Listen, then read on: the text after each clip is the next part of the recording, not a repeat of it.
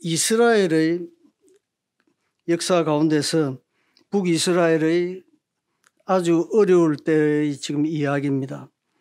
때는 엘리사 선지가 당시 살아있을 때 그때의 이야기입니다. 북이스라엘은 수도가 사마리아인데 옆에 강력한 나라 아람이 아주 강력하게 되어가지고 이 북이스라엘을 침략하러 왔습니다. 그래서 사마리아 성을 둘러싸고 호위전을 하고 있었습니다. 그러니까 항복할 때까지 가다 놓고 있으면은 결국 식량이 떨어지면 항복하리라, 이제 이런 전략을 쓴 거죠. 그러니까 이 사마리아 성 안에 있는 국민들은 이제 모든 것이 먹을 것이 다 바닥에 나서 물가가 10배, 20배 오르는 그러한 현상이 일어났습니다. 마치 지금 가자 지구에 있는 팔레스타인 사람들과 같은 그런 상황인 것이죠.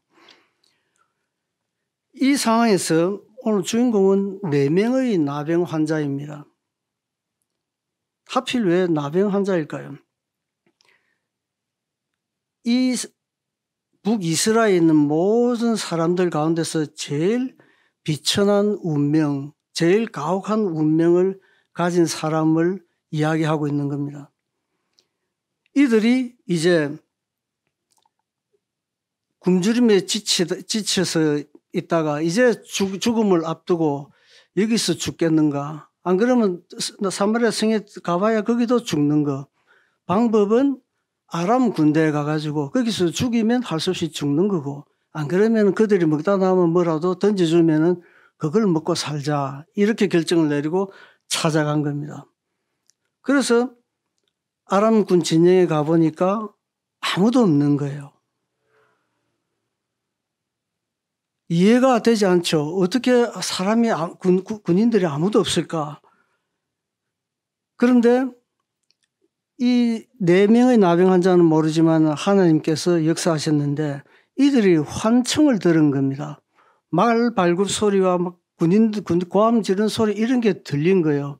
그러니까 너나 할 것 없이 무슨 생각을 했느냐 하면은, 당시 지금의 터키 반도 쪽에 있는 헷 족속이 있습니다. 헷, 세계사에서 말하면 히타이트족이죠.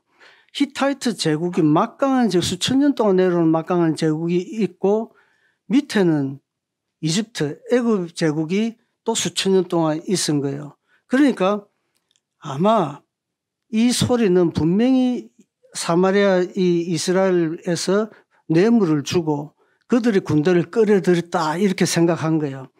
잘못하면은 가운데 사마리아를 둘러싸고 있다가 북에서 내려오고 남에서 올라와 가지고 자기들을 포위해버리면은 자기들은 전멸이다, 이 생각이 드니까 하룻밤새 전부 다 아람으로 도망을 가버린 겁니다.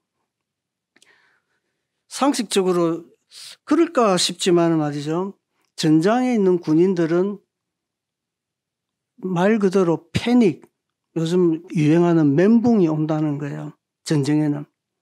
그래서 우리도 그런 역사가 있지 않습니까?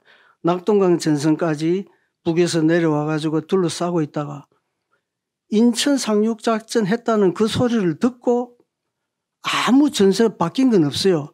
전부 다 패닉에 빠져가지고 하루 만에 전부 다 이북으로, 북쪽으로 다 도망가 버렸다는, 낙동강 전선이 바로 풀려버렸다는 거 아닙니까? 옛날에 들은 이야기가 생각이 납니다. 그 창쪽인데 겨울이 흐르는데 이제 공산군들이죠. 공산군들이 소를 잡아가지고 먹으려고, 소를 잡아가지고 겨울에서 씻고 각을 뜨고 이래가지고 있다가 인천에서 연합군이 상륙했다는 그 소리를 듣고 칼도 그 자리에 놔둔 채로 다 도망을 갔답니다. 그 정도로 그 심리란 거는 참 심각한 거예요, 심리 상태란 게. 그래서 그 마을 사람들이 그 전쟁통에 며칠 동안 그 소고기를 질리게 먹었다는 그런 이야기가 있습니다. 이 지금 아람 군대도 마찬가지인 게 따지고 뭐고 할 것 없이 정신이 없는 거죠. 다 도망을 가버린 겁니다. 자, 이 사실을 모르는 나병 환자들은 왔는데 보니까 천막 안에마다 장막마다 전부 다 먹을 거 있고 전리품들이겠죠. 검은 보화가 가득한 거예요. 그래서 먹고 그런 걸 가지고 다들 땅을 파서 숨겨놓고 또 옆에 가보니까 또 가득하니까 또 숨겨놓고 난리가 난 거죠. 그러다가 무슨 생각이 들었냐면 이들이 양심의 가책을 느낀 겁니다. 우리가 이래가 되겠는가? 지금 사마리아 성 안에는 정말 사람을 잡아먹을 만큼 이런 지금 고통을 겪고 있는데 우리끼리 이렇게 배불리 먹고 우리가 이런 식으로 있는 게 되는가? 빨리 가서 말을 해줘야 되지 않는가? 이제 말하면 사람들 다 튀어나와가지고 전부 다 식량도 다 갈라야 되고 검은 보물들도 다 이제 가르겠죠. 그럼에도 불구하고 우리가 이래서는 안 된다 하고 이제 사마리아 성으로 들어가는 이 장면까지가 오늘 우리가 읽어본 겁니다. 오늘 제목이 아름다운 소식인데 다른 말로 말하면은 선한 소식, 좋은 소식, 즉 복음이라 이런 말이 됩니다. 이 보물이 가득하고 양식이 가득한 이 생명의 양식이 가득한 이것이 이 소식을 전해야 되겠다. 모르는 사람에게. 그것이 오늘의 주제인 것입니다. 복음이란 것은 승리의 소식인데 이스라엘 백성들은 바벨론 포로로 자기들 끌려갈 때 에스겔이 절망적으로 표현한 내용이 있습니다. 여호와의 영광이 예루살렘 성전을 떠나는 그런 모습을 에스겔은 목도한 것입니다. 그러면서 그때 이후로 언제 예루살렘을 성전을 떠나신 하나님이 다시 오실 것인가 하는 것이 이스라엘 백성들에게는 주제 고민거리였습니다. 그런데 시간이 지나 바로 이사야 40장 9절을 보면 시온을 향한 아름다운 소식, 이 소식이 들려온다는 겁니다. 예루살렘들이 파수꾼들이 하나님께서 시온으로 돌아오시는 그 모습을 보고 노래한다는 그 내용을 이사야가 이야기하고 있습니다. 과연 이사야가 노래한 대로 스가랴 9장 9장에는 그 예언대로 종료주일에 하나님이신 예수님께서 시온으로 돌아오시는 그 모습을 보여주고 있습니다. 그 하나님의 돌아오심이 구체적으로 실현된 것이죠. 그래서 그 돌아오신 하나님이신 예수님께서 십자가에서 죽으시고 부활의 승리를 한 게 이게 바로 이 소식이 아름다운 소식, 복음이라는 것입니다. 지금 이 세상을 살아가는 모든 사람들은 이 승리의 소식, 이 회복의 소식, 이 소식을 모른 채 무의미한 삶을 살아가는 사람들이 많습니다. 이 세상 사람들이 그러죠. 그렇기 때문에 그들에게는 이 소식을 모르기 때문에 눈에 보이는 것만 다인 거예요. 그래서 이 세상 일로 우리가 뉴스에 자주 접하지 않습니까? 돈이 떨어진다. 그걸로서는 자기들로서는 살 길이 없으니까 가족이 동반 자살을 하는 겁니다. 살아계신 하나님을 모르니까 그것밖에 안 보이는데 그것만이 나의 생명인 줄 알았는데 그게 끊어지니까 이젠 살 방법이 없구나. 그렇게 생각하는 것이죠. 하나님을 모르는 자들의 비극인 것입니다. 하나님은 우리에게 어떻게 다가오셨는가, 역사하셨는가. 하나님께서는 우리 인생들이 아브라함을 택하셨는데 아브라함은 노아 때부터 아브라함 때까지 10대의 사람들이 나옵니다. 그러니까 아브라함의 선조들이 노아 때로 거슬러가 10명이 있었다는 것이죠. 그런데 왜 10번째 된 아브라함에게 하나님이 나타나셨는가? 그건 아무도 몰라요. 하나님께서 그 아브라함의 아버지 데라에게도 명하실 수가 있었고 아브라함의 형제가 남형제가 둘이 있지 않습니까? 그들에게도 하나님께서 역사하실 수 있었는데 왜 하필 아브라함에게 하나님이 역사를 맡기셨는가? 그건 하나님의 뜻인 것입니다. 누구도 답할 수 없습니다. 하나님께서는 아브라함을 택하시고 아브라함에게 약속을 하시면 언약을 주십니다. 그런데 아브라함은 우리가 아시다시피 무엇은 공로가 있는 것도 아니고 무엇을 잘한 것도 아니고 받을 만한 이유가 있었던 것도 아니고 하나님이 택하셨기 때문에 아브라함이 이 역사를 담당하고 지금 믿음의 조상이 된 것입니다. 그런 점에서 하나님은 하나님 백성에게 시킬 때 택할 때 우리를 택한 것도 마찬가지고 조건이 없습니다. 무조건적으로 하나님의 뜻대로 행하신다는 겁니다. 하나님이 무엇이 우리 믿는 우리도 마찬가지지만 우리가 믿어 복을 받을 만한 조건이 있는가 아니다는 것입니다. 그러면 왜 그래 하셨는가? 왜 아브라함에게 복을 그렇게 주셨는가? 아무 이유 없이. 그것은 아브라함을 통해서 우리를 통해서 남을 열방을 이 세상을 복주기 위해서 우리를 택하셨다는 것입니다. 이것이 오늘의 말씀의 주제입니다. 하나님의 복이 아브라함과 그 가족만을 위한 것이 아니듯이 우리에게 주신 구원의 복도 우리 가족만을 위한 것이 아니다 하는 것이 하나님의 뜻입니다. 이스라엘 백성은 하나님 앞에서 특별한 백성인 것은 분명합니다. 그렇지만은 유일한 백성은 아닙니다. 무슨 말이냐? 출애굽기 4장에 보면 말이죠. 여호와께서 이스라엘 백성에게 뭐라고 이야기하느냐? 뭐라고 부르느냐? 내 장자라고 말을 칭하십니다. 내 장자. 내 아들이 아니라 내 장자. 제일 큰 아들이란 말이죠.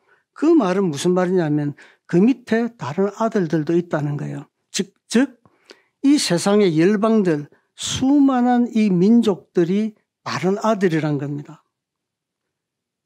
그렇기 때문에 하나님께서는 이스라엘 백성을 장자로 했지 이스라엘 백성만 위하는 하나님이 아니라 다른 아들들도 열방도 이 세상 모든 민족들도 사랑하시고 그들을 구원하시려는 하나님이시다는 겁니다. 어디서 알 수 있냐면 성경에 이방 민족들을 많이 이스라엘로 편입하는 그런 역사를 볼 수가 있습니다. 더군다나 출애굽기에 보면 수많은 잡다한 그런 종족들이 있었다 그랬죠. 수많은 민족들이 이스라엘 백성과 같이 그들과 같이 유월절에 양의 피를 문설주에 묻히는 그 사람들은 이방인이라 할지라도 다 구원을 얻었고 또 출애굽을 할 때 그 사람들도 다 홍해를 갈라 걸어나간 사람들입니다. 하나님의 구원이 그들에게도 있다는 것을 분명히 출애굽 때부터 보여주시는 것입니다. 그래서 하나님께서는 어떠한 특정한 민족, 그들을 위한 배타적인 하나님이 아니란 겁니다. 이것을 유대인들은 착각하고 있습니다. 지금 시오니즘이라는 것, 이스라엘 한마디로 이스라엘 사람들이 이 팔레스타인 땅은 하나님 우리에게 줬다는 거, 거기만 집착하고 있는데 하나님은 이스라엘 백성도 사랑하시지만 팔레스타인 백성도 사랑하신다는 겁니다. 이 일이 어떻게 끝날지는 알 수가 없습니다만 결국은 하나님의 뜻을, 하나님의 마음을 찾아서 이스라엘과 팔레스타인이 같이 살아가는 그 방법 아니고서는 해법이 없을 겁니다. 아무리 하마스라는 그 강팍한 사람들과 이스라엘의 그 극우주의자들, 우리만 살면 된다는 그 사람들 다 틀렸는데 그 사람들의 소리가 잦아들고 두 백성이 두 나라가 다 평화를 유지할 수 있는 그 방법, 그것이 진정한 중동의 평화가 될 것입니다. 요한복음 17장 18절에 이런 말씀이 있습니다. 요한이 아버지께서 나를 세상에 보내신 것 같이 나도 저희를 세상에 보내었고, 하나님께서 예수님을 세상에 보내신 것 같이 예수님도 이 사도들을, 이 제자들을 세상에 보내신다는 말씀입니다. 보낸다는 말이 두 번 나오는데 요한복음 헬라어로 쓰여 있죠. 보내다, 아포스텔로라는 말입니다. 아포스텔로. 그런데 지금 우리 영어에서 젊은 친구들은 알겠습니다만 사도라는 거, 보냄받은 자, 사도, 이게 밭을 해가지고 같은 말입니다. 그러니까 사도는 보내심을 받은 자, 보내다 하는 의미인 것이죠. 이게 이제 헬라가 5세기경에 이제 라틴어 성경으로 넘어가죠. 그래서 중세 1000년 동안은 모든 사람들, 이제 가톨릭교에서 라틴어 성경을 썼습니다. 이때 라틴어 성경에는 보내다는 말이 헬라 아포스텔로에서 미수스로 바뀝니다. 미수스. 이것도 우리가 들어보셨죠? 미션이라고. 선교. 이 미수스를 보내다는 말에서 미션이라는 선교라는 단어가 나온 겁니다. 결국 이게 무슨 말이냐? 선교는 한마디로 이야기하자면 보낸다는 것입니다. 보낸다는 의미인데, 아브라함을 하나님이 보내신 것, 그리고 또 하나님과의 언약을 위하여서 하나님이 언약하신 대로 애굽에, 나중에 그 손자를, 요셉을 애굽에 보내십니다. 그래서 우리가 아는 대로 애굽에 요셉이 간 거는 하나님이 보냈다고 3번이나 이야기하고 있는데, 그 보낸 게 맞습니까? 형의 미움을 받아가지고 잘못하면 구덩이에 빠져 죽을 뻔하다가 유다가 그냥 팔자 이래가지고 마침 상인들이 오니까 팔아서 애굽에 간 거 아닙니까?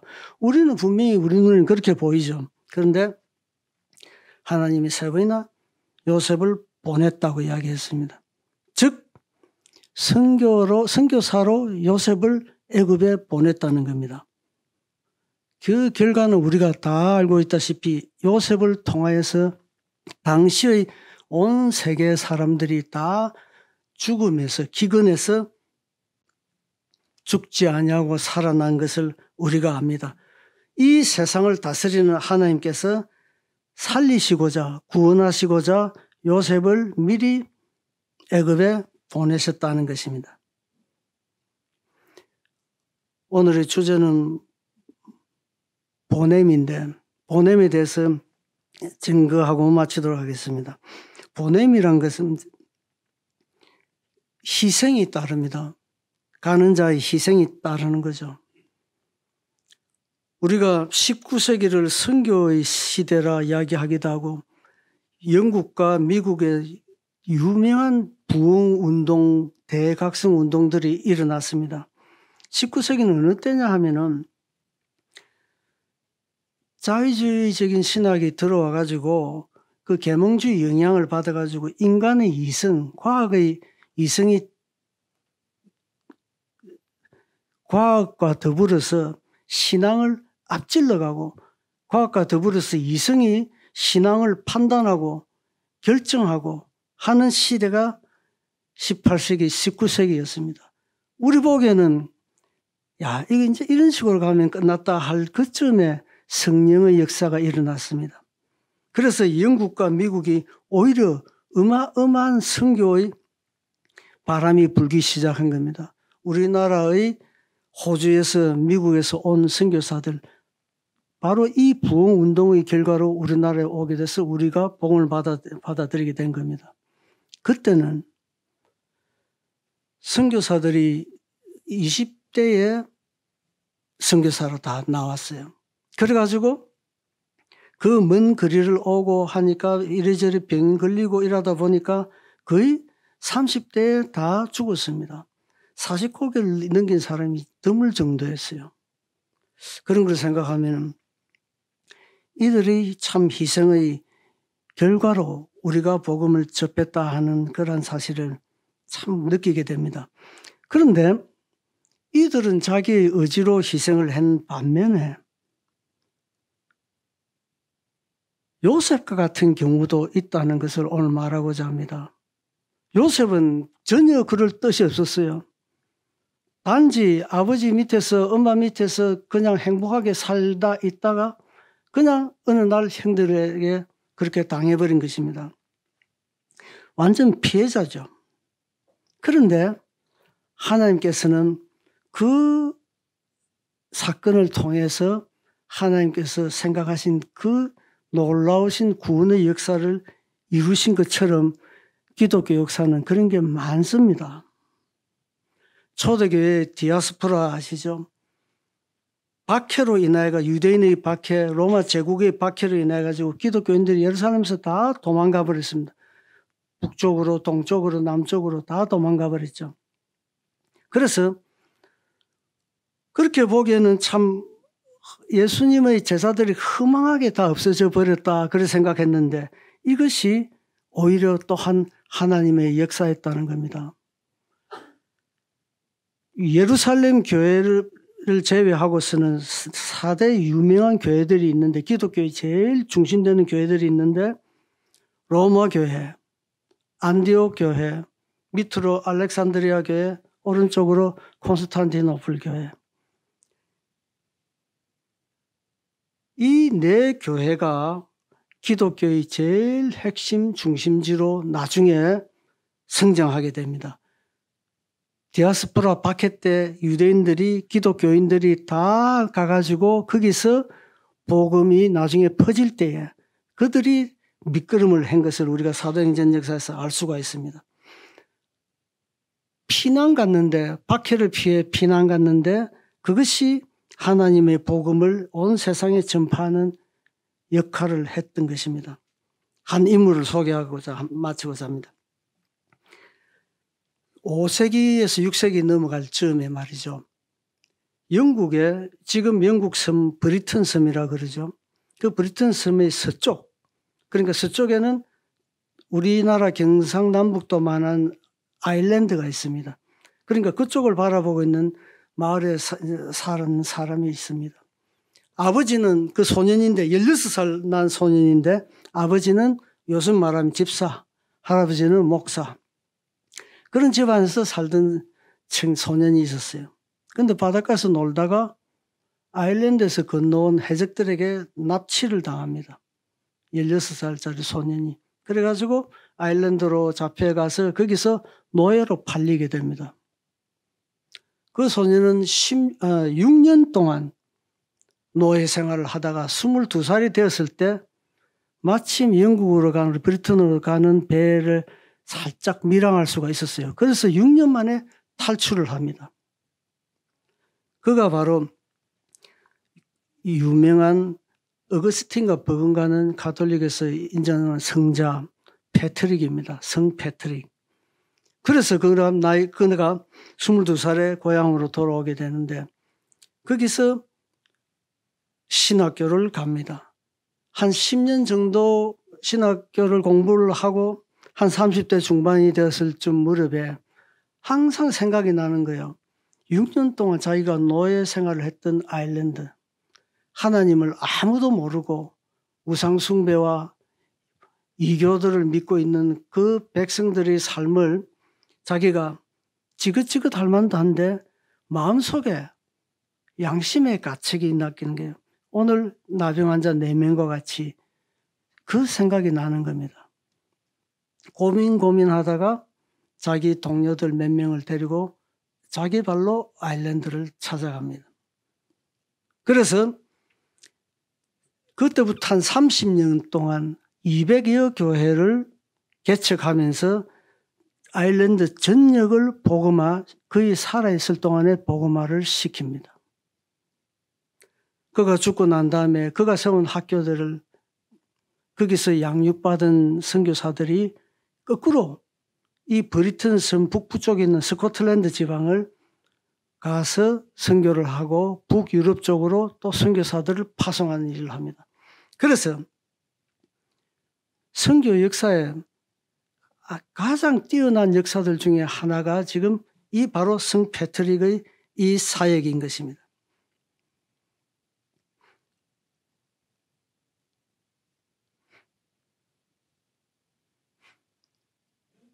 하나님의 역사는 참 우리 인간이 생각하기에 참 이해가 안 됩니다. 마치 이런 겁니다. 벌이나 나비가 말이죠. 자기는 아무 생각 없이 그냥 단지 꽃을 찾아다니면서 꿀을 자기가 얻기 위해서 다닐 뿐이지만 이 꽃 저 꽃을 만지다 보면 그 꽃에 있는 저 꽃가루가 있잖아요. 그래가지고 벌에 의해 가지고 이 수정이 되죠. 그래가지고 열매가 맺혀지는 것처럼 이 세상 모든 사람들, 모든 민족, 모든 국가 단지 자기들이 먹고 살기 위해서 자기를 위해서 이렇게 역사를 움직여 뛰고 있지만은 그 이면에는 하나님의 뜻대로 선교 역사를 이끌어 간다는 것입니다. 우리도 마찬가지입니다. 성도들도 우리가 모르는 가운데 이런저런 삶을 살아가고 있지만은 그 이면에 하나님께서는 하나님의 뜻을 이루어 가신다 하는 것입니다. 우리 성도들의 삶도 좀 전에 소개한 패트릭의 삶과 같을 수도 있습니다. 불행한 삶을 살 수도 있습니다. 우리의 삶을 자신은 알 거예요. 내가 왜 그 사람을 그때 만났을까? 내가 왜 이 가정으로 가게 되었을까? 내가 왜 이 직장을 갔을까? 그건 우리가 파송받은 선교사이기 때문에 그렇습니다. 선교사만 선교사가 아니라 여러분 모두가 사실은 선교사의 삶을 살고 있는 것입니다. 요셉의 그 고난 가운데서 온 세상 사람들이 그때 기근을 면하고 살아난 것, 패트릭의 6년간의 노예 생활 가운데서 그 결과 아일랜드와 스코틀랜드가 복음화된 것,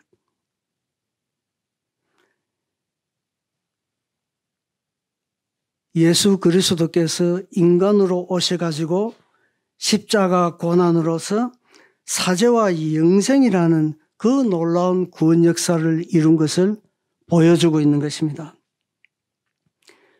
우리 여러분들께서 우리 삶 가운데 향후 어떠한 고난이 어쩌면 또 어떠한 그로 인해서 어떤 역사가 전개될지는 아무도 몰라요. 상상할 수도 없습니다. 어떻게 요셉이 자기의 그 앞날을 그 놀라우신 하나님 계획을 생각이나 했겠으며 패트릭이 그 놀라운 일들을 생각했겠습니까? 마찬가지로 우리의 삶, 우리의 현실 불가사의한 것이 있지만은 그 결과가 어떻게 끝맺을지는 하나님만이 아십니다. 부디 자신의 현실에서 선교사라 하는 이 사명을 감당하는 우리 복된 사랑의 교회 성도님들 되시기를 축원합니다.